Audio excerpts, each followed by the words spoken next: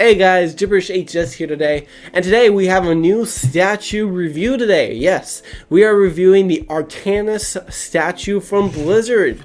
Yes, we are. He is from the Legends brand of statues that Blizzard has started around a year ago. So we're going to get into him, we're going to talk about the things I like about him, and we're just going to go deep into it. So without further ado, let's get started.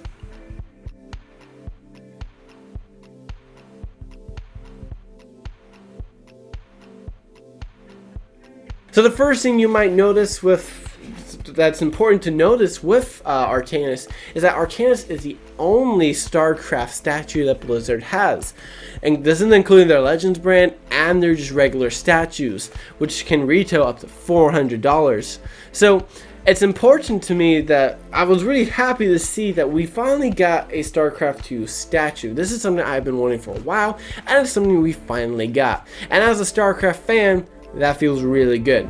So getting him was a big pleasure. He's my second favorite Protoss, so I was really happy that he was chosen for it. I would have preferred Zeratul, but whatever. So I'm really happy with that we finally got a statue from there.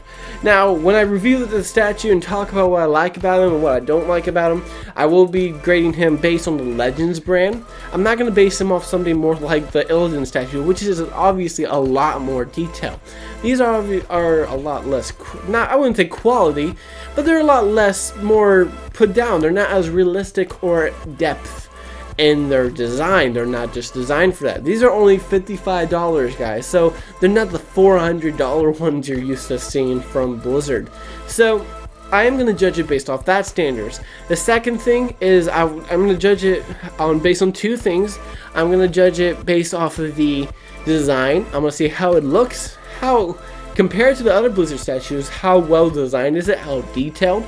And then I'm also going to do the quality. So we're going to see how the quality looks. Is it up to par to what I would expect from a Blizzard's Legend statue?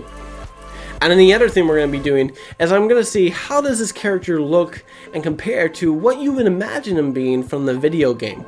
Because he did originate in, I believe, in StarCraft I, and he was a big character in StarCraft II, especially Legacy of the Void. So let's get started.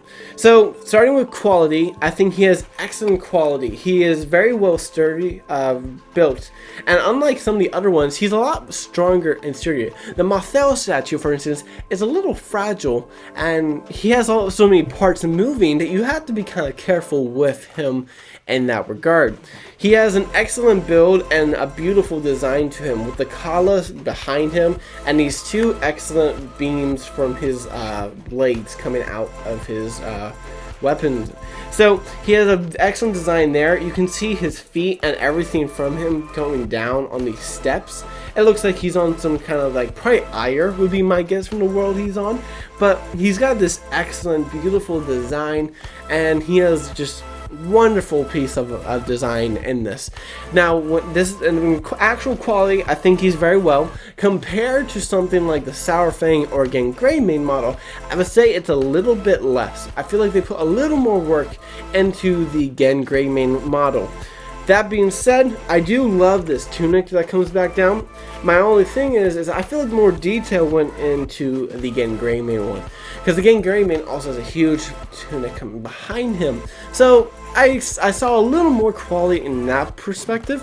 But when we get to our second grading system, which is his actual, how I envision him, seeing him from the game, if you saw this and you know StarCraft, you know this is Artanis. It's very clear and very perceptive. All right, he has this beautiful tunic. He's got his four hair beams. I'm not sure what those are called, and he's got his iconic helmet piece, as you can see here. So Artanis is a very notable character in StarCraft, and this is very good representation from him in this.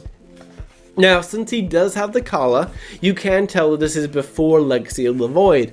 Because of the campaign, he obviously cuts the Kala off. So I'm a big fan of him, and I feel like he represents what his character is meant to do perfectly.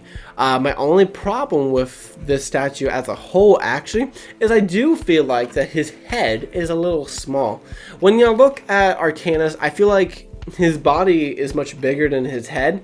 Now that may just be almost like an illusion from the cloak, because as you can see, the cloak comes out very wide, but he's actually a very small person. So I do think they should have made him a little bigger in that regards, but besides that, I am fine with how they have designed him, and I think he looks fantastic. So my overall thoughts of Artanis is I think he's a very well done statue, and I think he's like one of the top 3 Blizzard Legend statues you can get. $55 for a statue to this quality is very well done to me. So I'm going to give this statue an 8 out of 10. I think he looks amazing. Among the Blizzard statues, I think he's one of the best. So please, I hope, go ahead and buy him, guys. He is a great statue to get. He is a great statue to have for your collection. I hope you guys have enjoyed this review, and you guys have a good day. I'll see you at the next one. Bye!